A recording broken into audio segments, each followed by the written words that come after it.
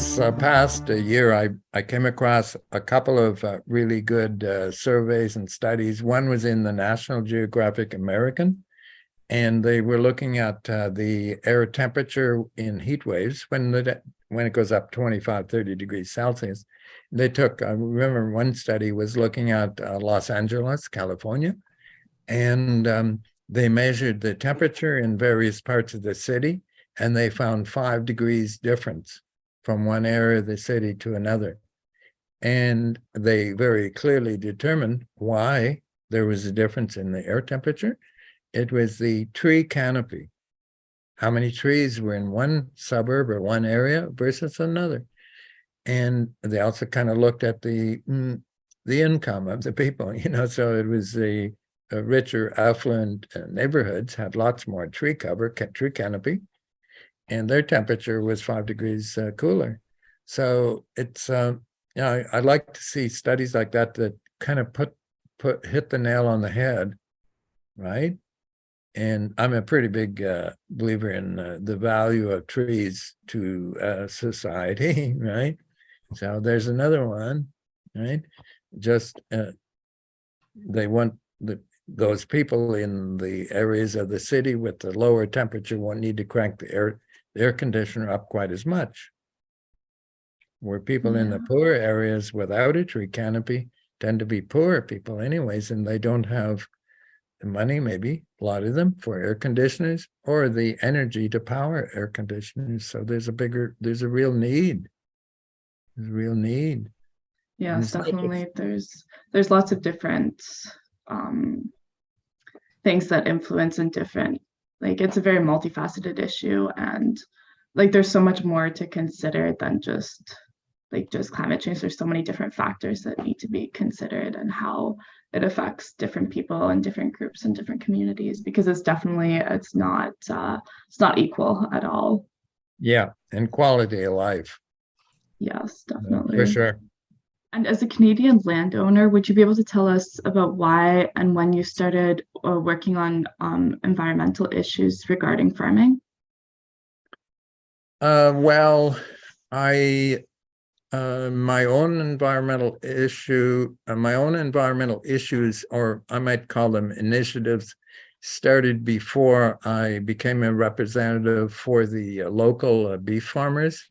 To the province, the provincial body of beef farmers, you call it the Ontario Beef Farmers, it's called, and also as a rep to the Canadian beef farmers, called the Canadian Cattlemen's Association. And through the 1990s, I was on the board of both organizations, and I took on the role of chairing the Environment Committee. So it really gave me a good insight into what was happening across the province, across the country, and in more or less paralleled what we had started here in 10 or 20 years earlier.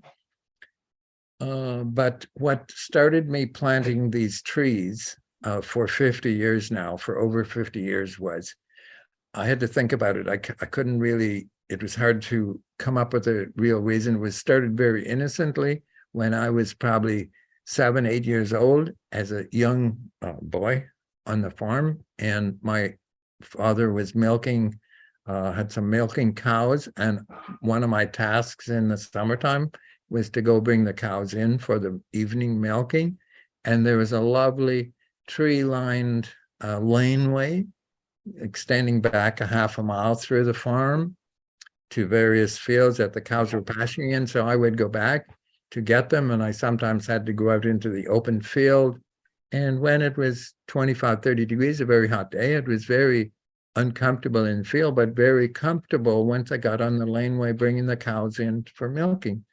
And in the 1950s, the provincial ministry, to help farmers to be more efficient, they came out with a program to help farmers to make small fields into large fields and clear fence rows and make a great big field, take 5 10-acre fields and put them all into a 50-acre field. The equipment was getting big. It was just the way things were then.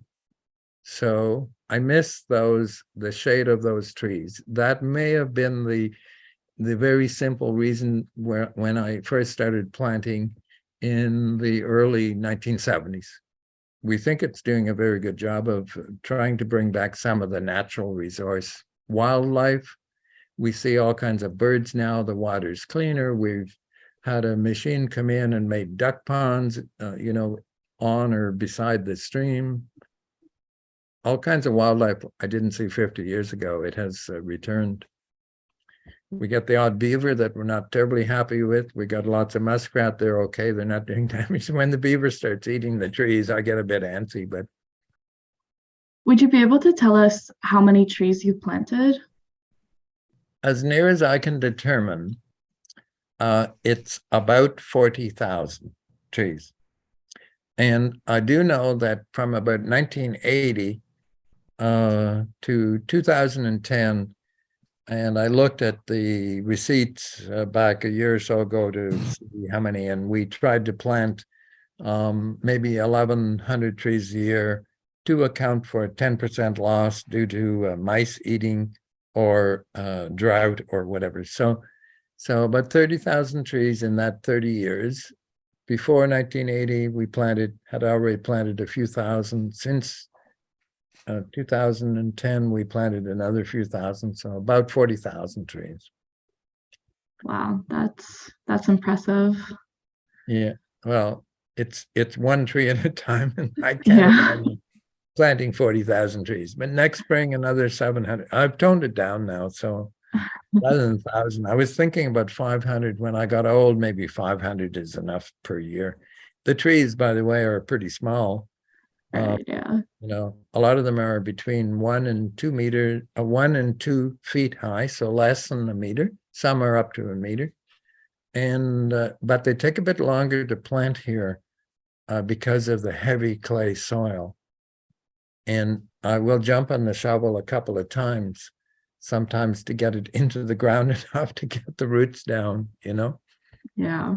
And yeah, and so, but it's really quite rewarding to see these trees now, and 30 years, 40 years later, Yeah, I can imagine. 50 years Definitely. later, some of them. Yeah. Yeah. Well, thank you so much for your time, Bob, and thank you for joining us. This has been EnviroStation 257. Yes, well, thank you for having me here. I appreciated the time that I spent with you. Thank you. Me as well. Thank you. Bye.